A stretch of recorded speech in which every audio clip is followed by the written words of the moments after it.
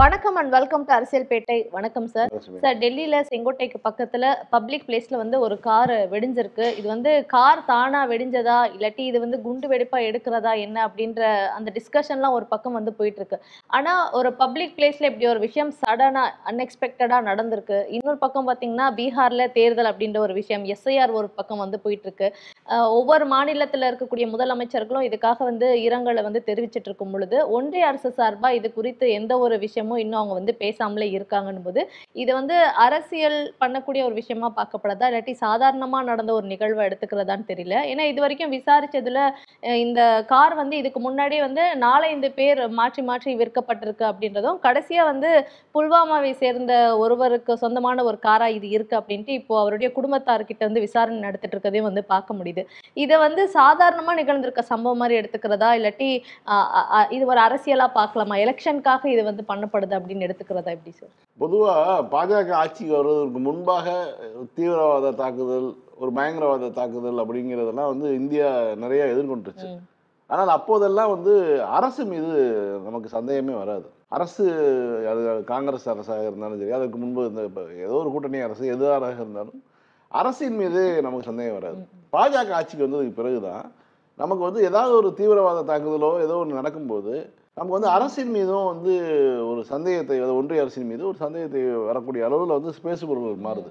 குறிப்பாக சொல்லணும்னா புல்வாமா தாக்குதல். அந்த புல்வாமா தாக்குதலில் வந்து அத்தனை பேர் செத்தாங்க, வீரர்கள், இராணுவ வீரர்கள். அவ்வளோ பேருடைய மரணத்திற்கும் காரணம் வந்து என்ன? அவர்களை தரை வழியாக நகர்த்தியது தான். அன்றைக்கு கவர்னராக இருந்தவர் வந்து சத்யபால் அவர் சொல்றாரு, நான் வந்து ஹெலிகாப்டர் கேட்டேன், தர முடியாதுன்னு சொல்லிட்டாங்க. ஆனால் வந்து தரை வழியாக 2500 பேர் படை வீரர்களை வந்து நீங்கள் கொண்டு போகிறது ரொம்ப டேஞ்சரான ஒரு இது. யாரும் வந்து இந்த வேலையை செய்ய மாட்டாங்க. ஏன்னா பலமுறை உளவுத்துறை தகவல் கிடைத்து இந்த மாதிரி ஒரு தாக்குதலுக்கு திட்டமிடுறாங்க. தரை வழியாக வீரர்கள் செல்லும்போது அவர்களுக்கு பாதுகாப்பு இல்லாத சூழல் வரும், அது மலைப்பாங்கான பகுதி இல்லை அப்படின்னு சொல்லியிருக்காங்க. அதையும் மீறி தான் வந்து அன்றைக்கு நடந்திருக்குது. இந்த மாதிரியான செய்திகள்லாம் இந்த புல்வாமாவுக்கு பிறகு நமக்கு வெளியில் வரும்போது அப்போ அது நம்ம இந்த அரசை, ஒன்றிய அரசு, அந்த அரசினுடைய நிர்வாகம், அதனுடைய உளவு பிரிவு இதெல்லாம் வந்து என்ன மாதிரி செயல்படுறாங்கன்னு ஒரு கேள்வி இருக்கு இல்லையா? அதே மாதிரி அதை தாக்குதலை தொடர்ந்து இவர்கள் பயன்படுத்தி கொண்டது, நாங்கள் வந்து எதிர்த்தாக்குதல் நடத்தணும்னு சொல்லிட்டு அதில் தேர்தலுக்கு பயன்படுத்தி கொண்டார்கள். நீங்கள் எல்லாமே பார்த்தீங்கன்னா பாகிஸ்தானை காரணமாக காட்டி அதை தேர்தலுக்கு பயன்படுத்திக்கிட்டாங்க. இதெல்லாம் நம்ம வந்து பார்த்துட்டு இருக்கும்போது தான் வந்து எந்த ஒரு தாக்குதல் நடந்தாலும், இப்போ கூட பார்த்தீங்கன்னா காஷ்மீரில் நடந்த அந்த சுற்றுலா பயணிகளை கொல்லப்பட்டாங்க இல்லையா, உடனே வந்து ஆபரேஷன் சிந்துங்கிற பேரில் வந்து ஒரு நடவடிக்கை எடுக்கிறேன்னு எடுத்தாங்க. அது எவ்வளோ விளம்பரப்படுத்தினாங்க, அது ஒரு பெண்களை வைத்து நாங்கள் பண்ணோம் இப்படிலாம் வந்து அவங்க வந்து பேசி ஒரு இதாக பண்ணிட்டு இருக்கும்போது அமெரிக்கா வந்து நாங்கள் 2 நாளும் போர் சண்டை போட்டு இருக்கும்போது நான் தான் போரை நிறுத்தினேன் அப்படின்னு சொல்கிறது இல்லாமல், அமெரிக்க அதிபர் சொல்கிறாரு இந்தியாவுடைய 7 புதிய விமானங்கள் பலவரன்னு இருந்துச்சு, பிராண்ட் நியூ அப்படின்னு சொல்கிறார். பிராண்ட் நியூனா என்னன்னா புதுசாக வாங்கினது தான், இது ரஃபேல் தான் வாங்கியிருக்கோம். அப்போ ரஃபேல் பூராத்தையும் அடிச்சிட்டாங்களா, 7 விமானம் போயிருச்சுன்னு சொல்லி அமெரிக்க அதிபர் சொல்கிறாரு. இந்தியாவுடைய வெளியுறவுத்துறை, எக்ஸ்டர்னல் அஃபேர்ஸ் வந்து இதை பற்றி எதையுமே பேசலை. 7 விமானங்கள் வீழ்த்தப்பட்டன, இந்திய விமானங்கள் வீழ்த்தப்பட்டன அப்படின்னு சொல்லி ட்ரம்ப் பேசுறாரு, சொல்லலை. 58 தடவை வந்து போராட்டத்துன்னு சொன்னார், அதுக்கு மறுப்பு சொல்லலை. இப்படியான ஒரு சூழல்ல நிலவிட்டு இருக்கும்போது டெல்லி யாருடைய கட்டுப்பாட்டில் இருக்கு? இதுக்கு முன்பாக வந்து ஆட்சியாளராக வந்து ஆம் ஆத்மி இருந்தாலும் டெல்லி என்பது முழு கட்டுப்பாடு உள்துறை அமைச்சகத்தினுடைய கட்டுப்பாடு. ஏன்னா அங்கே இருக்கக்கூடிய காவல்துறையாக இருக்கட்டும், எல்லாமே இராணுவம் எல்லாமே வந்து பார்த்தீங்கன்னா உள்துறை அமைச்சகத்தினுடைய கட்டுப்பாட்டில் இருக்குது. அப்படி இருக்கும்போது மிக முக்கியமான செங்கோட்டையின் அருகிலே இவ்வளோ ஒரு சம்பவம் நடந்திருக்குது. இது எந்த மாதிரியான தாக்குதல், அதுக்கு பின்னாடி யார் இருக்காங்கிறதெல்லாம் இப்போ வரைக்கும் நமக்கு தெரில, இந்த பதிவு பண்ணிட்டு இருக்க வரைக்கும். ஆனால் இதுவே தமிழ்நாட்டில் வந்து ஒரு 41 பேர் இறந்தாங்க ஒரு கட்சி நிகழ்ச்சியில். உடனடியாக காவல்துறை என்ன பண்ணுது, பாதுகாப்பு கொடுக்கல, சிபிஐ விசாரணை வேணும்னு சொல்கிறது. தமிழ்நாட்டுக்குள்ளே நடந்த ஒரு சின்ன சம்பவம் நடந்தாலும் சரி, உடனே அதுக்கு வந்து பெரிய அளவில் வந்து சட்ட ஒழுங்கை பற்றி பேசுவது. ஒரு பெண் வந்து தனியாக பேசிக்கிட்டு இருந்த தன்னுடைய ஆண் நண்பரோட இருந்த பெண்ணை வந்து பாலியல் வன்கொடுமை நடந்தது. உடனடியாக காவல்துறை நடவடிக்கை எடுத்து தேடி பிடிச்சி துப்பாக்கியில் சுட்டு பிடிச்சாங்க. ஆனால் அதை கூட வந்து ஒட்டுமொத்த பெண்களுக்கே இந்தியாவில் பாதுகாப்பு இல்லாத மாநிலம் தமிழ்நாடுங்கிற மாதிரி பேசினாங்க. ஆனால் இவ்வளோ பெரிய சம்பவம் நடந்திருக்கு ஒரு செங்கோட்டைக்கு அருகிலே, அது மெட்ரோ பக்கத்தில் வந்து இந்த பிளாஸ்ட் ஆகிருக்குது. அந்த அவரும் வந்து அந்த கார்லாம் சிசிடிவிலாம் வருது, எந்த கார் வெடிச்சதோ அந்த காரினுடைய டிரைவர் முகம் முதற்கொண்டு எல்லாத்தையும் வந்துருச்சு இப்போ வெளியில். ஆனாலும் கூட பாதுகாப்பற்ற சூழல் நிலவுதா இல்லையா? நீங்க காஷ்மீர்ல எப்படி நீங்க பாதுகாப்பற்ற சூழல் இருக்குன்னு சொல்றீங்களோ, தமிழ்நாட்டுல சாதாரண ஒரு சம்பவம் நடந்தது. எடப்பாடி அடுத்த நாள் வந்து ஒரு அறிக்கை விட்டார் பாருங்க. புருஷன் பொண்டாட்டி சண்டைக்கு வந்து 2 பேரும் அடிச்சுக்கிட்டாங்க. அதை பார்த்துட்டு உடனே பெண்களுக்கு பாதுகாப்பே இல்லைன்னாங்க. கடைசியில் அந்த அம்மா வந்து இது என் வீட்டுக்காரர் தான் அடிச்சதுன்னு சொல்லி அவருக்கு அவர் அசிங்கப்பட்டார். இந்த மாதிரியான பிற மாநிலங்கள், பாஜக ஆளாத மாநிலங்கள் நடக்கக்கூடிய சின்ன சின்ன விஷயங்களை கூட பெரிதுபடுத்தி பேசக்கூடியவர்கள். டெல்லியிலேயே இப்போ நடந்திருக்குது. டெல்லியினுடைய அதிகாரமும் உங்கள் கையில் இருக்குது. டெல்லியினுடைய பாதுகாப்பும் உங்கள் கையில் இருக்குது. அப்படி இருக்கும்போது இதுக்கு முழு பொறுப்பும் நீங்கள் தான் எடுத்துக்கணும் அப்படின்னு தான் சொல்ல முடியும். இதற்கு அவர்கள் வந்து பேசணும், வெளிப்பட்டு உடைச்சு பேசணும், உண்மையை பேசணும். மீடியாக்கள்லாம் எதுவுமே பேசல இல்லை சார் இது குறித்து? எதுவும் பேச மாட்டாங்க மீடியாக்கள்லாம். வந்து இப்போதைக்கு வந்து ஏன்னா பீகார் தேர்தல் இல்லையா, இதை வச்சு ஏதாவது நீங்கள் இந்த இப்போ இறுதிக்கட்ட தேர்தல் பீகாரில் இன்னைக்கு ஏதாவது பண்ணலாமான்னு பார்த்துருப்பாங்க. முதற்கட்ட தேர்தல் வந்து முடிஞ்சது. அப்பவே நம்ம பார்த்த அந்த முதற்கட்ட தேர்தல் 121 தொகுதிக்காக நடக்கும்போதே வந்து பல பெண்கள் வந்து எங்களுக்கு இன்னைக்கு ஓட்டு இல்லைன்னு சொல்லிட்டாங்க. அவங்க சொல்லிதாங்க நாங்க வந்து இந்த ஸ்லிப் எடுத்துட்டு திரும்ப போய் சர்டிஃபிகேட்ல எடுத்துட்டு சொன்னாங்க அப்படின்ட்டு அனுப்பிச்சு வச்சதை வந்து பார்க்க முடியுது. பவர் கட்டு இதனால வந்து டிலே ஆச்சு அப்படின்ட்டு கிட்டத்தட்ட 60% கிட்ட, அதுக்கும் மேலதான் வந்தது. 65% வந்திருக்கு. 30 வருடங்களுக்கு அப்புறம் அங்க வந்த ஒரு அதிகமான ஒரு பெர்சன்டேஜா அது பார்க்கப்பட்டுச்சு. இப்ப வந்து 2வது கட்ட தேர்தல், அதுவும் இறுதி கட்ட தேர்தலுமா வந்து இன்னைக்கு நடக்குது. இன்னைக்காவது வந்து அதை வந்து நடக்க வைக்கிறாங்களா, சின்ன சின்ன பிரச்சனைகள் அப்படின்ட்டு அங்கங்க கொடுத்துட்டு இருக்கதையும் வந்து பார்க்க முடியுது. பெரிய அளவுல முதல்ல வன்முறை எல்லாம் நடக்கல, அதை நீங்க கவனிக்கணும் முதல் கட்டத்துல. அதே மாதிரி மக்கள் வந்து ஆன்டி இன்கம்பன்சி இருந்தால் அதிகமாக வாக்கு சதவீதம் அதிகரிக்கும். இந்த ஆட்சியை நம்ம அப்புறப்படுத்தியே ஆகணும் என்ன இருந்தாலும் வரும்.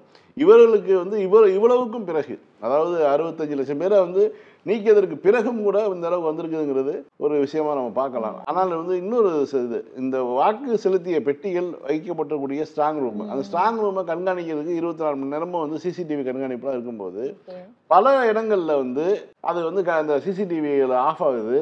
மின்சாரம் தடைபடுகிறது. மின்சாரம் தடைபடுகிற நேரத்தில் ஒரு வேன் ஒன்று உள்ள, பிக்கப் வேன் உள்ள போயிட்டு வருது. இதுக்கு வந்து அனுமதிக்க மறுக்கிறாங்க. அது வேணை சோதிக்கிறவோ காவலர்கள் யாருமே தொட மாட்டாங்க. நேராக உள்ளே போகுது. எதுக்காக வருதுன்னு தெரியல. வேன் போனதுக்கப்புறம் சிசிடிவி வேலை செய்யுதுன்னு சொல்லி அவர் தேஜஸ்வியை வந்து அவருடைய சமூக வலைத்தளத்தில் வீடியோவே போட்டிருந்தார். நாங்கள் வந்து எவ்வளவுதான் முயற்சி பண்ணுறதுங்கிற அளவுக்கு அவர் வந்து இது பண்ணியிருந்தார். இருந்தாலும் வந்து இன்னமும் நம்ம நம்புகிறோம் இந்த 2வது இறுதிக்கட்ட வாக்குப்பதிவுகளும் வந்து அவர்களுக்கு ஆதரவான வாக்குகள் தான் விழுகும். ஒரு ஆட்சி மாற்றம் ஏற்படுங்கிறதான் அவர் சொல்ல முடியும். ஆனாலும் கூட பாஜக தரப்புல இந்த மாதிரியான விஷயங்களை பண்ணுவது, முதல்ல வந்து எஸ்ஐஆர் கொண்டு வந்து வாக்குகளை நீக்கி விட்டாங்க. இப்போ வந்து பார்த்தீங்கன்னா வாக்குப்பெட்டி இருக்கக்கூடிய இயந்திரங்கள் இருக்கக்கூடிய பதில வந்து மர்மமான பல சம்பவங்கள் நடந்துகிட்டு இருக்குது. இதெல்லாம் வந்து தேர்தல் முடிவு எண்ணும் போது தான் வந்து இவங்க என்ன பண்ணி வச்சுக்கன்னு தெரியும். சார், இன்றைக்கு வந்து எஸ்ஐஆருக்கு எதிராக திமுக சார்பில் வந்து போராட்டம் வந்து நடந்துட்டு இருக்கதை பார்க்க முடியுது. சார், இப்போ இந்த எஸ்ஐஆர் தேர்தல், இந்த சிறப்பு சீர்திருத்தம் அப்படின்ற விஷயம்லாம் வந்து பீகார்ல இருந்து ஆரம்பிக்கிறாங்க அப்படின்றது ஒரு பக்கம். இது ஏன் மக்களவை தேர்தல் அப்பவே வந்து கொண்டு வரல அப்படின்ற ஒரு கேள்வியை வந்து எம்பி சேகப் கோகுலே அவங்க வந்து எழுப்பியிருக்காங்க. ஏன்னா அப்போ வந்து தேர்தல் ஆணையரா வந்து இப்ப இருக்கிறவர் இல்லை. 2025 தான் கேனஷ் வந்து தேர்தல் ஆணையரா வந்து வைக்கிறாங்க. அதுக்கப்புறம் தான் இந்த ஸ்டெப்லாம் எடுக்கிறாங்க. ஏன் வந்து மக்களவை தேர்தலுக்கு முன்னாடி அதை பண்ணல? இன்னொன்று, மக்களவை தேர்தலில் வந்து மோடி அந்த வெறும் 240 இடங்கள் தான் வந்து ஜெயிக்கிறாரு அப்படின்ற பட்சத்தில் இன்னும் டைட் ஆகிடும், இல்லாட்டி தோத்துருவோம் அப்படின்ற ஒரு பட்சத்தில் தான் இந்த மாதிரியான விஷயங்கள்லாம் வந்து கொண்டு வந்திருக்காங்க அப்படின்ற மாதிரி சொல்லப்படுது. முழுக்க முழுக்க எஸ்ஐஆர் அதுக்கான ஒரு பிரதிபலிப்பாக தான் வந்து பார்க்கவும் முடியுது. இப்போ போராட்டம் நடந்துட்டு இருக்கு அப்படின்ற நிலையில மக்கள் மத்தியில தான் இப்போ நம்ம விழிப்புணர்வு கொடுத்தாகணும்னு நினைக்கிறேன். அவங்க வந்து என்னுடைய ஓட்டு இருக்கா அப்படின்ற கன்ஃபர்மேஷன் அவங்க எடுக்கணும். ஆனா அதுக்கப்புறம் சிஸ்டம்ல கொண்டு போய் எப்படி பண்ண போறாங்கன்னு தெரியல. ஏன்னா கர்நாடகால வந்து 10 ரூபாவா சார், 80 ரூபா கொடுத்து ஒவ்வொரு ஓட்டையும் வந்து நீக்கிறாங்கல்ல, அந்த மாதிரி அதாவது என்ன நடக்கும்னு தெரியல. பொதுவா இந்த எஸ்ஐஆர்னு சொல்றாங்க இல்லையா, சிவியர் இன்டென்சிவ் ரிவிஷன், இந்த மாதிரியான ஒரு சொல்லே வந்து இந்திய சட்டத்துல கிடையாது. தேர்தல் குறித்தான இந்திய சட்டங்கள்ல வந்து இந்த எஸ்ஐஆருங்கிற ஒரு வார்த்தையே கிடையாது. இன்டென்சிவ் ரிவிஷன், தீவிரமான வாக்கு திருத்தம் தான் இருக்கே தவிர சிவியருங்கிற அந்த அப்படி ஒரு சொல்லே கிடையாது சட்டத்துல. எடுத்து போடுறாங்க. நீங்க இல்லாத ஒரு விஷயத்த வந்து நீங்க கொண்டு வராங்க. கூடுதலாக வந்து காலம் 2002 சிவியர் இது இன்டென்சிவ் ரிவிஷன் நடந்தது. அப்போ வந்து பாத்தீங்கன்னா நீங்க 2002 ஆரம்பிச்சு 2005 வரைக்கும் நடக்குது. 3 ஆண்டுகள் வந்து இது பார்ப்பாட்டாக நடந்தது. ஏன்னா பெரிய மக்கள் தொகை கொண்ட நாட்டில் வந்து இப்படிதான் நடத்த முடியும்னு சொல்லி பார்ப்பாட்டாக நடத்துறாங்க 3 ஆண்டுகள். அப்போ எல்லாரும் வந்து வாக்குகள் சேர்க்க முடிஞ்சது. எபிக் நம்பர் அப்போதான் கொடுக்குறாங்க. எபிக் நம்பர் ஜென்ரேட் பண்ணி இந்தியா முழுவதுக்கும் ஒரு வாக்காளருக்கு ஒரு பேரும் தந்தை பேரும் இருந்தால் அது மட்டும் போதாது, கூடுதலாக அவருக்கு ஒரு அடையாள எண்ணை கொண்டு வரணும்னு சொல்லி ஒரு எபிக் நம்பர்லாம் கொண்டு வராங்க. அது இன்னைக்கு வரைக்கும் அது வந்து டேட்டாவில் இருக்குது. ஸோ இந்த மாதிரி தான் பண்ண முடியும். ஆனால் இவர்கள் இப்போ என்ன பண்ணுறாங்கன்னா 30 நாளில் 6.5 கோடி வாக்காளருக்கு வந்து நான் வந்து ரிவிஷன் பண்ணிடுவேன்னு சொன்னால் பிஎல்ஓ வர்றது யாரு? பிஎல்ஓவை நீங்கள் அங்கன்வாடி பணியாளர்கள். அங்கன்வாடி பணியாளர்களுக்கான நீங்கள் கல்வி தகுதியை என்ன வச்சுருக்கீங்க? 8ஆம் வகுப்பு படித்திருந்தால் போதும், 10ஆம் வகுப்பு படித்திருந்தால் போதும். அதிகபட்ச கல்வி தகுதி 10ஆம் வகுப்பாக இருக்கும். இந்த பணியாளர்கள் வரும்போது அவர்கள் கேட்கக்கூடிய விளக்கம் பிஎல்ஓவாக அவர்கள் வந்து அறிவித்து அனுப்புகிறீங்க. தெருக்களில் வந்து அவங்க வரும்போது மக்கள் கேட்கக்கூடிய விளக்கத்தை அவர்களால் சொல்ல முடியல. சார் உங்கள் இப்போ ஃபோட்டோ இருக்குது, உங்களுடைய சீரியல் நம்பர் இருக்குது, ஃபார்மை வாங்கிட்டு போங்க, நாங்கள் ஃபோன் பண்ணுறோம், அப்புறம் நீங்கள் கொண்டு வந்து கொடுங்க. இதுதான் நடக்குது. இப்போ அவர்களுக்கு வந்து என்னென்னா வீடு வீடாக இப்போ வந்து ஒரு தெருவுக்குள்ளே வந்தாங்கன்னா ஒரு இடத்துல உட்காந்துடுறாங்க, அங்கே தான் எல்லாரும் போய் வாங்குறாங்க. ஏன்னா அவங்க வீடு வீடாக போகிறான்னு வச்சுங்களேன், அது இன்னும் மோசமாக, அது இன்னும் 3 வருஷம் ஆயிரும். ஒரு தெருவுக்குள்ளே வந்து ஒரு சென்னை மாதிரியான நகரத்துக்குள்ளே ஒரு 8 வீடு இருக்குது ஒரு ஒரு காம்பவுண்டுக்குள்ளே. அப்பார்ட்மெண்ட்லாம் பார்த்தீங்கன்னா நூற்றுக்கணக்கான வீடுகள் இருக்குது, ஆயிரக்கணக்கான வீடுகள் உள்ள அப்பார்ட்மெண்ட்லாம் இருக்குது. அதுக்குள்ள போயிட்டு என்னைக்கு அவர் வீடு வீடாக போய் அவருடைய இதை எடுத்துட்டு கொடுத்துட்டு வர. நீங்க இப்படி சொல்றீங்க, எடப்பாடி என்ன சொல்றாருன்னா ஒரு நாளைக்கு ஒரு 50 வீடு அப்படின்னு பண்ணா 8 நாள்னா பாத்துக்கோங்க, கூட ஒரு 2 நாள் சேர்ந்துக்கோங்க, 10 நாள்னா ஈஸியா முடிச்சிடலாமே. அவருக்கு தப்பா சொல்றாருங்க. அவர் வந்து தமிழ்நாட்டில் எவ்வளவு பாகம் இருக்குங்கிறதே நேற்று தப்பா சொல்லியிருக்காரு. அவர் மாவட்ட செயலாளருக்கு கூட தகுதி கிடையாது. சேலம் புறநகர் மாவட்ட செயலாளர் இல்லையா, அதுக்கு கூட அவர் தகுதி இல்லைங்கன்னு சொல்ல முடியும். அவர் நேற்று சொல்லியிருக்காரு தமிழ்நாட்டில் எத்தனை பாகம் இருக்குங்கிறதே தப்பா சொல்றாரு. ஒரு எதிர்கட்சி தலைவருக்கு, முன்னாள் முதலமைச்சருக்கு தமிழ்நாட்டில் எத்தனை பாகம் இருக்குன்னு தெரியல, எவ்வளவு பூத் இருக்குன்னு தெரியல, நம்பரே தப்பா சொல்றாரு. இவரு போய் எந்த வகையில நம்ம வந்து சேர்க்க முடியும்? ஆனா இந்த எஸ்ஐஆருக்கு திமுக எதிர்ப்பதற்கான காரணம் வந்து நீங்க இந்த மாதிரி ஒரு தீவிரமான வாக்கு சரி பாருங்க, அதுக்கு வந்து எதிர்காலம் நாங்கள் அப்படிலாம் கிடையாது. நீங்க பண்ணுங்க, தீவிரமா நீங்க எல்லாரும் செக் பண்ணுங்க, யாரெல்லாம் இந்திய குடிமகனோ அவருக்கு மட்டுமே வாக்குங்கிறத உறுதிப்படுத்துங்க, எல்லாமே பண்ணுங்க. ஆனால் அதுக்கு ஒரு காலம் வேணாமா?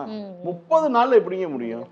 30 நாள்ல 6.5 கோடி வாக்காளர்களையும் நேரடியாக சந்தித்து 3 முறை நேரடியாக சந்தித்து அவர் வந்து கொடுக்குறேங்கிறதுனா, இப்போ நீங்க வெப்சைட் ஒன்று கொடுத்துருக்காங்க, வெப்சைட்ல அடிச்சா ஒரு நம்பர் வருது. என்னுடைய வார்டில் வந்து எனக்கு வாக்கு இருக்க பகுதியில் ஒரு நம்பர் இருக்கு. அவருக்கு ஃபோன் பண்ணோம்னா அவருக்கு ஃபோன் எந்நேரமும் பிஸியாக இருக்கு. ஏன்னா அவருக்கு ஆயிரக்கணக்கான கால்கள் வந்துட்டு இருக்கும். இதுக்கப்புறம் வந்து அவர் தேடி சரி அதுக்கப்புறம் எத்தனை மணிக்கு இருப்பார்? காலைல 8 மணிக்கு வந்துடுவாருங்க. அப்போ 8 மணிக்கு போய் இப்போ ஒரு இடத்துல பிடிச்சோம்னா அவர் வச்சிருக்கக்கூடிய சீரியல் நம்பர் வந்து ஒரு ஆள் 1500 நம்பர் வச்சிருக்காரு. 1500ல் நம்ம நம்பரை தேடி எடுத்து கையில் கொடுக்குறாரு ஃபார்மு. என்னப்பா பண்ணுறது, ஃபில்லப் பண்ணலாமா அப்படின்னா, நான் சொல்கிற வரைக்கும் பண்ணாதீங்க, நான் உங்களுக்கு ஃபோன் பண்ணுவோம், அதுக்கப்புறம் நீங்கள் ஃபில்லப் பண்ணுங்க. இப்படி தான் வந்து சொல்லிட்டு இருக்காங்க. இப்போ சொல்லி இப்போ நான் 1 வாரம் ஆச்சு. இப்போ தொடங்கி இப்போ 4ஆம் தேதி தொடங்கி நீ தேதி என்ன 11 தேதி ஆயிடுச்சு. என் வீட்டுக்குலாம் வரவே இல்லை சார். அதுதான் சொல்ல வரேன். நீங்கள் வீட்டுக்கு நீங்கள் அப்படி ஏமாந்துடாதீங்க. வந்திருப்பாங்க, ஏதாவது தெருமுனையில் வந்திருப்பாங்க, அது மாதிரி போங்க. இல்லைன்னா உங்களுக்கு யார் அந்த நம்பரை தேடி கண்டுபிடிச்சி தொடர்ந்து டயல் பண்ணி எதையாவது ஒன்று பண்ணுங்க. இப்படிதான் வாக்குகளை, அதுவும் பேரை பார்த்தோன்னே நீக்கி விட்டுறாங்க உங்களெல்லாம் சந்தோஷமா. அது மாதிரியான பிரச்சனைலாம் இருக்குது. இதனால தான் நம்ம சொல்கிறோம், திமுக ஆர்ப்பாட்டம் பண்ணுதுன்னா, திமுகவுடைய கூட்டணி கட்சி இந்தியா கூட்டணி எதிர்க்குதுன்னா அவர்கள் வந்து இந்த தேர்தல் முறைக்கு எதிரானவர்கள் கிடையாது. நீங்கள் வந்து வாக்காளர்களை நோக்கம் இந்த வேணுமென்றே ஒரு பதட்டத்துக்கு உள்ளாக்கணும். இப்போ தமிழ்நாட்டுக்கு எதுக்குங்க தேவை? 1 வருஷத்துக்கு முன்னாடி எலெக்ஷன் வந்துச்சு, 2024 இந்தியா முழுக்க எலெக்ஷன் வந்துச்சு. இப்போ தமிழ்நாட்டுக்கு எதுக்கு இப்போ உடனடியாக எஸ்ஐஆர் கொண்டு வரணும்? என்ன தேவை இருக்குது? ஏன்னா எலெக்ஷன் வருது, அதனால தான் எஸ்ஐஆர். எலெக்ஷன்னா நீங்கள் வந்து யாராவது இறந்துருந்தாங்கன்னா அதை நீக்கிறதுக்கு சொல்லலாம், முகவரி மாற்றத்துக்கு ஒரு டைம் கொடுக்கலாம், புதுசா வாக்கு போடுறவங்கள 18 வயது, அது நீங்கள் ஆதார் அடிப்படையில் நீங்கள் 18 வயது வந்துருச்சுன்னா நீங்கள் ஆதார் காமிச்சு நீங்கள் இது பண்ணிடலாம். சிம்பிளான இதுதான். இதை விட்டுட்டு இப்போ நான் வந்து ரிவிஷன் பண்ணுவோன்னு சொன்னால் இது இப்போதைக்கு முடிகிற கதையாது. இதில் டிராஃப்ட் வெளியிடுவாங்க, டிராஃப்டில் பேர் இல்லாட்டா திரும்ப போய் போடணும். அதுக்குள்ளேயே பிப்ரவரி மாதமே வந்து நான் வந்து முழுமையான பட்டியல் வெளியிட்டுவேன்னா அப்போ இவங்க வந்து ஏதோ நோக்கத்தோட தான் செயல்படுறாங்கிறதா நமக்கு வரக்கூடிய தகவலும் சந்தேகமும். அதனால தான் திமுக போராடுது. இப்போ போராடினது மட்டும் இல்லாமல் வழக்கம் வந்து நீதிமன்றத்திலையும் போயிட்டு இருக்கோம். இப்போ நேற்று வந்து எடப்பாடி வந்து நாங்களும் வந்து நீதிமன்றத்தை தேடி நாடுறோம் அப்படின்னும் போது முதலமைச்சர் சொல்லியிருந்தாங்க, இதுவே ஒரு நாடகம் தான், நாங்கள் வந்து எதிர்த்து போகிறோம், அவங்க இப்போ வந்து கூட சேர்ந்துக்கோங்க அப்படின்றது எப்படின்ற மாதிரி ஒரு கேள்வி எழுப்பியிருந்தார். இந்த பக்கம் முதலமைச்சர் ஒரு கேள்வி எழுப்பிட்டு இருக்காரு, அந்த பக்கம் எடப்பாடி கிட்ட இருந்து ஒரு ப்ரெஸ் மீட்ல அவர்கிட்ட வர பதில் என்னவா இருக்குன்னா, நான் ஆதரிக்கிறதுக்காக கோர்ட்டுக்கு போறேன்றாரு. நமக்கு அது அகேன்ஸ்டா இருக்கும், நம்ம கோர்ட்டு போறோம், அதுல இருக்க நல்ல விஷயங்களை எடுத்து சொல்றதுக்காக நான் கோர்ட்டுக்கு போறேன் அப்படின்றாரு. அப்போ முழுக்க முழுக்க நீங்க வந்து எஸ்ஐஆருக்கு ஆதரவா தான் நிக்கிறீங்க. அப்ப இடையில வந்து மக்கள் மத்தியில ஒரு சின்னதா ஒரு இதை சேஞ்சஸ் வந்து கொடுக்கணும்ட்டு அந்த மாதிரி சொன்னாங்களோ, நானும் வந்து கோர்ட்டுக்கு போறேன் அப்படின்னு? இல்லைங்க, ஒரு இப்போ நீட்டு போன்ற விஷயங்கள், உதய மின் திட்டம் போன்ற விஷயங்கள் வந்து ஜெயலலிதா ஆட்சி காலத்தில், கலைஞர் ஆட்சி காலத்தில் வந்து கலைஞர் வர விடலை. அதற்கு பிறகு ஜெயலலிதா ஆட்சி வந்தாங்க. அந்த அம்மாவும் நீட்டு தேவையில்லைன்னு தான் சொன்னாங்க. அந்த அம்மா அந்த நிலைப்பாட்டில் சரியா இருந்தாங்க. அது திமுக சொல்லுது அப்படிங்கிறத நான் வந்து எதிரில் தான் செய்வேன்னு செய்யலை.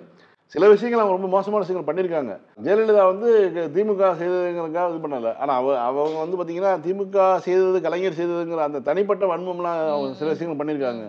குறிப்பாக வந்து கலைஞர் காப்பீடு திட்டத்தை வந்து முதலமைச்சர் காப்பீடு திட்டம்னு மாற்றினாங்க. அதே மாதிரி வந்து கலைஞர் கட்டினாங்கிறதுக்காக ஒரு சட்டசபையில் வந்து அதை நான் அதுக்குள்ளே கால் கூட வைக்க மாட்டேன்னு சொல்லி அந்த சட்டசபை கூட்டத்தை வந்து மருத்துவமனையாக மாற்றி இதெல்லாம் பண்ணாங்க. அதெல்லாம் இருந்தாலும் கொள்கை ரீதியாக சில விஷயங்கள் இருக்குல்ல, ஒரு ஸ்டாண்ட் எடுக்கிறாங்க. இங்கே வந்து நுழைவுத் தேர்வு தமிழ்நாட்டில் வேணாம் அப்படின்னு நம்ம ஸ்டாண்ட் எடுத்து இருக்கிறோம். அதை வந்து ஜெயலலிதா ஆதரிச்சு தான் கடைசி வரைக்கும் வந்து நீட் அவங்க உயிரோடு இருக்கும் வரைக்கும் நீட் வர விடலை. அதே மாதிரி பார்த்தீங்கன்னா உதய மின் திட்டம், அதுவும் வந்து அன்றைக்கு வந்து அதிமுக ஆட்சி காலம், அதிமுக ஆட்சி காலத்தில் அதிமுக எதிர்க்குது, திமுகவும் எதிர்க்குது. திமுக எதிர்கட்சியாக இருக்குது. எதிர்கட்சியாக இருந்துக்கிட்டு திமுக விமர்சனம் பண்ணது, நாங்கள் உதய மின் திட்டத்தில் கையெழுத்திடக்கூடாதுன்னு சொல்கிறாங்க. அதே ஜெயலலிதா மருத்துவமனையில் போய் படுத்ததுக்கப்புறம் இவங்க போய் கையெழுத்து போட்டு வந்தாங்க. ஜெயலலிதாவுக்கு தெரியாமல் நடந்த சம்பவங்கள்லாம் இதெல்லாம். இப்படிலாம் வந்து ஒரு காலகட்டத்தில் அரசியல் ரீதியாக நடக்கும்போது, அதே மாதிரி எடப்பாடி பழனிசாமி ஆட்சியில் இருக்கும்போது கவர்னர் வந்து ஆய்வு பணிக்கு போகிறார். ஒரு மாநிலத்தினுடைய கவர்னர் அரசினுடைய செயல்பாட்டில் தலையிடக்கூடாதுங்கிறது தான் இந்திய ஜனநாயகத்தினுடைய இது. அதன் அடிப்படையில் வந்து அன்னைக்கு இருந்த ஆளுநர் ஆய்வு பணிக்கு போகிறாரு. அவரை எதிர்த்து அரசுக்கு ஆதரவாக, எடப்பாடி அரசுக்கு ஆதரவாக திமுக போராட்டம் பண்ணுச்சு. போராட்டம் பண்ணி கருப்பு கொடி காட்டி வழக்கு பதிவு பண்ணாங்க. எல்லாத்தையும் திமுக. இதெல்லாம் வந்து இந்த லாவணி படுற மாதிரிலாம் எதுவும் கிடையாது. நீங்கள் ஒரு ஆளுங்கட்சிக்கு எதிரான இது சரி, ஆதரவானாலும் சரி, நம்ம வந்து உடனடியாக என்ன செய்யணும், நம்மளுடைய அரசியல் ரீதியாக என்ன முடிவு பண்ணுங்கிறத வந்து திமுக ரொம்ப தெளிவாக பண்ணிட்டு இருந்தாங்க. ஆனால் இவர்கள் இப்போ என்ன பண்ணுறாங்கன்னா, எஸ்ஐஆருக்கு வந்து நாங்கள் ஆதரவுன்னு ஒரு வாய் சொல்லியாச்சு, முழு மனதாக வரவேற்கிறோம் ஒரு அறிக்கையை விட்டாச்சு. அதனால வந்து எந்த எல்லைக்கும் போகலான்னு சொல்லி இப்போ வந்து சப்போர்ட் பண்ணுறதுக்காக போயிருக்கேன்னு போனால், அதேமாதிரி இதுக்கு ஒரு 10 லட்ச ரூபா பயணம் போட்டு தான் அனுப்பான்னு நினைக்கிறேன் கோர்ட்டில். அது நடக்கும் பாருங்க. பிஜேபியை எதிர்த்து திமுக நம்ம கூட்டணி இயக்கங்கள் வழக்கு போட்டா, இந்த எஸ்ஐஆர் வேணும்னு ஒரு ரொம்ப நல்லவர் வழக்கு போட்டிருக்கார். முதலாளிக்கு நான் தான் சிறந்த அடிமை என்று சொல்லிக் கொள்வதற்காக எடப்பாடி பழனிசாமி அவர்கள் ஒரு வழக்கை போட்டு எஸ்ஐஆர் வேணும் வேணும் வேணும். எந்த எஸ்ஐஆர்? தமிழ்நாட்டு மக்களுடைய வாக்குரிமையை திருடக்கூடிய, பறிக்கக்கூடிய, அடிப்படை உரிமையை நசுக்கக்கூடிய எஸ்ஐஆர் எங்களுக்கு வேணும் என்று சொல்லக்கூடிய ஒரு நிலை இங்கே இருக்கிறது. நமக்கு தலை நிமிர்ந்து சொல்லிக் கொள்ள முடியும். மிகப்பெரிய ஒரு படை இருக்கிறது அதை சரிபார்ப்பதற்கு. ஆனாலும் யாரை எதிர்த்து நாம் போராடி கொண்டிருக்கிறோம் என்பதை நினைவிலே வைத்துக் கொள்ள வேண்டும். மக்களுடைய உரிமைகளை பறிக்கக்கூடியவர்களை, மக்களுடைய மொழியை ஒழிக்க வேண்டும் என்று நினைக்கக்கூடியவர்களை, பேச்சுரிமையை தடுக்க வேண்டும் என்று நினைக்கக்கூடியவர்களை, மதத்தின் ரீதியாக, ஜாதியின் ரீதியாக, மொழியின் ரீதியாக மக்களுக்கு எதிராக தொடர்ந்து செயல்பட்டுக் கொண்டிருக்கக்கூடியவர்களை நாம் எதிர்த்து போராடி கொண்டிருக்கிறோம் என்பதை நினைவிலே வைத்துக் கொள்ள வேண்டும். நாளைக்கு உங்களுடைய அடிப்படை உரிமைகள், அரசாங்கம் மக்களுக்கு தரக்கூடிய எத்தனையோ திட்டங்கள் உங்களுக்கு வந்து சேரணும்னா உங்களுக்கு இந்த வாக்காளர் அட்டை அவசியம் என்பதை நாம் புரிந்து கொள்ள வேண்டும். அதனால அத்தனை பேரும் சேர்ந்து நம்முடைய உரிமைகளுக்காக போராடுவோம். இதை எதிர்த்து நீக்கக்கூடியவர்களை களத்திலிருந்து விரட்டி அடிப்போம், விரட்டி அடிப்போம். நன்றி, வணக்கம். அரசியல் சட்டம் ஒவ்வொருவருக்கும் உரிமை கொடுத்திருக்கு. ஒரு வாக்கு, ஒருத்தர்னா இந்திய நாட்டினுடைய குடியுரிமை பெற்றவருக்கு ஒரு வாக்கு. அது மாதிரி நம்ம குடியுரிமை பெற்ற ஒவ்வொருவருக்கும் ஒரு வாக்கு உண்டு என்று அரசியல் சட்டம் கொடுத்த உரிமையை தேர்தல் ஆணையம் களவாடி கொண்டிருக்கிறது. இதுதான் உண்மை. இந்த எஸ்ஐஆர் சொல்லப்படுகிற ஸ்பெஷல் இன்டென்சிவ் டிவிஷன் இதுதான் செஞ்சுட்டு இருக்குது. அது ரொம்ப தீவிரமா செஞ்சிருக்கு. தீவிரமா செய்யறதுக்கு காரணம் பிஜேபியினுடைய கட்டளை, பிஜேபியினுடைய வேட்டனையாக இருந்து கொண்டு பணியாற்றிக் கொண்டிருக்கின்ற இந்த தேர்தல் ஆணையம் அதனுடைய கடமைகளை மறந்து தேர்தல் எந்த அளவுக்கு ஒருங்கிணமாக நடைபெற வேண்டும் என்பதற்கு அவர்களே அடித்தளமாக அமைகிறார்கள். இது கண்டிக்கின்ற முகத்தான் தான் இப்படிப்பட்ட ஆர்ப்பாட்டங்கள் கிட்டத்தட்ட 3-4 தடவை நம்முடைய தோழமை கட்சி இயக்கத்தினுடைய தலைவர்கள் எல்லாம் அழைத்து அன்பு தலைவர் தளபதியார் அவர்கள் ஆலோசனை நடத்தினாங்க. என்ன செய்யலான்ட்டு படிப்படியா ஆலோசனை நடத்தினாங்க. படிப்படியா அவங்களுடைய ஆலோசனை கேட்டு இந்த ஆர்ப்பாட்டம் கூட தோழமை கட்சிகளுடைய வேண்டுகோள். அவங்க சொன்னாங்க பெருந்திரள் ஆர்ப்பாட்டம் ஒன்று நடத்த வேண்டும், இல்லைன்னா வேறு வழியில் ஆர்ப்பாட்டங்கள் நடைபெற வேண்டும், போராட்டங்கள் நடத்த வேண்டும், சும்மா இருந்துடக்கூடாது என்று திரும்ப திரும்ப அவர் சொன்னதன் விளைவாக தலைவர் அவர்கள் ஒரு தேதி அறிவிச்சு நம்ம செய்யலாம் அன்றைக்கு சொன்னதன் விளைவாக இன்றைக்கு இந்த தேதியில் தமிழகத்தினுடைய பல்வேறு பகுதிகளில், தமிழகத்தினுடைய ஒவ்வொரு ரெவன்யூ மாவட்டத்திலும் இந்த போராட்டம் நடந்துட்டு இருக்கு. இந்த போராட்டத்துக்கு இதனுடைய வெற்றி இந்த கூட்டத்தை பார்த்தாலே தெரியும். ஒரு ஆயிரக்கணக்கான தோழர்கள், மக்கள், அனைத்து கட்சி நண்பர்கள் இவ்வளவு பெரிய நிகழ்ச்சியில எவ்வளவு போராட்டங்கள் ஆர்ப்பாட்டங்கள் நம்ம எடுத்திருக்கோம். அண்ணனுக்கு தெரியும், அம்மாவுக்கு தெரியும். இவ்வளவு போராட்டத்தில் இவ்வளவு பேரு பெருந்திரள் ஆர்ப்பாட்டம், இதுதான் மிகப்பெரிய சக்சஸ், ஒரு வெற்றி என்று நான் சொல்ல முடியும். சார், நம்ம நிகழ்ச்சியா நிறைய முறை பேசியிருக்கோம். ஆர்எஸ்எஸ் அப்படின்றது வந்து அரசால் 3 முறை தடை செய்யப்பட்ட ஒரு இயக்கமா இருக்கு அப்படின்ட்டு. இத ஆர்எஸ்எஸ் உடைய தலைவர் மோகன் பகவத் வந்து ஆர்எஸ்எஸ் காரர்கள் மத்தியில வந்து மீட்டிங்ல வந்து பேசுறாரு. ஏன் நம்ம வந்து ஆர்எஸ்எஸ் பதிவு செய்யல அப்படின்னா அது வந்து பெருமைக்குரிய ஹிஸ்டரி மாதிரி அவர் வந்து சொல்லிட்டு இருக்காரு. நம்ம வந்து பிரிட்டிஷ் காலத்திலே வந்து கொண்டு வந்துட்டோம், அதனால அப்ப வந்து ரெஜிஸ்ட்ரேஷன் அப்படின்றது வந்து கிடையாது. பிரிட்டிஷ் வந்து போயிட்ட பிறகு அப்ப இருந்த அரசும் வந்து நீங்க பதிவு பண்ணணும்னு சொல்லல, அதனால நம்ம பதிவு பண்ணல. ஆனா நம்மள வந்து 3 முறை வந்து தடை செய்யப்பட்ட ஒரு இயக்கமா நம்மளது இருக்கு அப்படின்ற பட்சத்துல நம்ம இன்னமும் இயங்கிட்டு இருக்கோம். அதுவே நமக்கு கிடைச்ச ஒரு அங்கீகாரம் தானே. இது அசிங்கம் தானே சார். இது எப்படி அங்கீகாரம்? நம்ம தடை செஞ்சிருக்காங்க அப்படின்றது. தடை செய்யப்பட்டது ஓகே. அவங்க காந்தி கொலை செய்யப்பட்ட போது ஒவ்வொரு முறையும் அவங்க வந்து தடை செஞ்சாங்க. பாபர் மசூதியை இடித்த போது இதெல்லாம் தடை பண்ணாங்க. ஆனால் நீங்க இன்னொரு விஷயத்த பார்க்கணும். இவர்கள் ஏன் வந்து இயக்கத்தை பதிவு செய்யாமல் இருக்காங்க, இயக்க உறுப்பினர்களுக்கு அட்டை கொடுக்காம இருக்காங்க, அதெல்லாம் வந்து என்ன காரணம் அப்படிங்கிறது ரொம்ப முக்கியம் இல்லையா? ஏன்னா உறுப்பினர்களுக்கு அட்டை கொடுத்தா இவர்கள் செய்யக்கூடிய நாச வேலைகள்லாம் வெளில தெரிஞ்சிடும். அது ஏன்னா நீங்கள் காந்தியை கொண்டவர் கூட வந்து கோட்ஸே வந்து கையில் ஒரு பேரை, இஸ்லாமிய பேரை தான் பச்சை ஊற்றிட்டு அந்த வேலையை செய்கிறாரு. அப்போ வந்து அவர் அந்த அமைப்புக்குள்ள இருக்காரு. அதுதான் கடைசி வரைக்கும் இன்னைக்கு வரைக்கும் ஒத்துக்க மாட்டாங்க. கோட்ஸே வந்து எங்க அமைப்புக்கு ஆதரவாளர் தானே தவிர எங்க அமைப்புல சேர்ந்தவர் கிடையாது அப்படின்னு சொல்லுவாங்க. யார் மாட்டினாலுமே அந்த மாதிரி அது மாதிரி சொல்லிக்கலாங்கிறதுக்காக தான் இன்னைக்கு வரைக்கும் அவர்கள் வந்து அந்த உறுப்பினர்களை இது பண்றது இல்லை, இப்போ சங்கமா பதிவு பண்ணிக்கிறது இல்லை, அதெல்லாம் சொல்லிக்குவாங்க. இது வந்து இவர் கூடுதல் இன்னொன்று சொல்லியிருக்காரு, தமிழ்நாட்டை பற்றியும் சொல்லியிருக்காரு மோகன் பகவத். அதாவது திராவிட சித்தாந்தம் தான் அங்கே பேசப்பட்டாலும் அங்கே இருப்பவர்கள் எல்லாமும் இந்துக்கள் தான், இந்து தேசம் அங்கு வரை பரவி உள்ளது அப்படின்னு சொல்லியிருக்காரு. அவருக்கு நம்ம சொல்றது என்னன்னா, இங்கே வந்து இந்தியாவிலே எந்த மாநிலத்துக்கும் இல்லாத அளவுக்கு கோயில்கள் இருக்கு, 78,000 கோயில் இருக்கு. இந்த கோயில்களை வந்து நிர்வகிக்க ஒரு தனியாக ஒரு அரசு அமைச்சர் இருக்காரு, அமைச்சர் தலைமையில் நிர்வகிக்கிறாங்க, எல்லாமே நடக்குது. அதே மாதிரி வந்து மக்கள் திருவிழாக்கள் வந்து இப்போ ஒரு 12 ஆண்டுகளுக்கு ஒரு முறை வந்து கோயிலுக்கு கும்பாபிஷேகம் நடத்தணும் அப்படின்னா அதுக்கான பணியை வந்து தொடர்ந்து எல்லா கோயிலுக்கும் நடந்துக்கிட்டே இருக்குது. இது எல்லாமே வந்து மற்ற மாநிலங்களை விட நீங்கள் எதெல்லாம் வந்து கோர் ஹிந்து தேசம்னு நீங்கள் சொல்கிறாங்க இல்லையா, அதை விட சிறப்பாகவே இங்கே நடக்குது. பக்தர்களும் வந்து எல்லா கோயிலுக்கும் வராங்க, தமிழ்நாடு முழுக்க பயணம் பண்ணுறாங்க.